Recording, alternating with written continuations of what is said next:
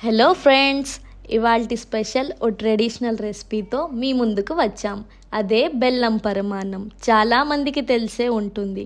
ఇది తెలియని వారి కోసం నేను చెప్పే కొలతలతో వేసే ఇంగ్రీడియంట్స్తోనే పర్ఫెక్ట్గా బెల్లం పరమాన్నం వచ్చి తీరుతుంది. మా స్టైల్లో కూడా ఓసారి ట్రై చేసి చూడండి. Let's start. ముందుగా 1.5 కప్పు తురిమిన బెల్లం, 2 టేబుల్ స్పూన్ నీళ్లు పోసి బెల్లాన్ని కరిగించండి. బెల్లం కరిగిన తర్వాత దింపి చల్లార్చుకోండి. ఇప్పుడు మరో గిన్నెలో 1/2 కప్పు పెసరపప్పు వేసి 2-3 నిమిషాలు బాగా ఫ్రై చేయండి.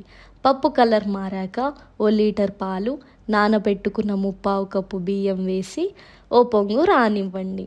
అచ్చంగా పాలలోనే మెత్తగా అయ్యేంత వరకు అన్నాన్ని ఉడకనివ్వండి.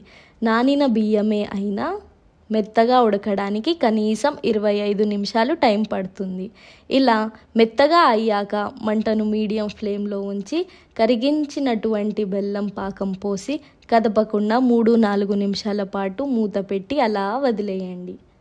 ఇక్కడ గుర్తుంచుకోవాల్సిన విషయం, ఇలా కదపకుండా వదిలేయడం వల్ల పాయసం విరగదు. కాసేపు అయ్యాక నెమ్మదిగా కలపండి. తర్వాత పాలతో మెత్తగా ఉడికించిన పాయసంలో 4 టేబుల్ స్పూన్ల నెయ్యి వేసుకోండి. నెయ్యి వేసుకోవడం వల్ల పాయసం రుచి మరింతగా పెంచుతుంది. పాకం పోసిన 15 నిమిషాలకు ఇదిగో ఇలాంటి ముదురు గోధుమ రంగులోకి వచ్చేస్తుంది.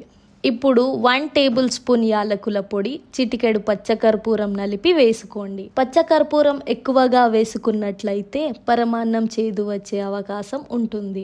అందుకని చాలా కొద్దిగా వేయాలి. పచ్చకర్పూరం వేసి బాగా కలిపి దింపేసేయండి. వెంటనే ఇప్పుడు 3 టేబుల్ స్పూన్ల నెయ్యి కరిగించండి. అందులో 1/4 కప్పు జీడిపప్పు వేసి ఎర్రగా అయ్యేంత వరకు వేపి 1 టేబుల్ స్పూన్ కిస్మిస్ వేసి పొంగించండి. ఇప్పుడు పాయసంలో కలపండి. అంతే, ఎప్పుడూ చేసినా కూడా గొప్ప రుచిగా ఉండేటువంటి ఈ పరమాన్నం రెడీ.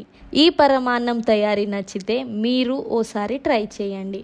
ఎలా కుదిరిందో కామెంట్ చేయడం మర్చిపోకండి.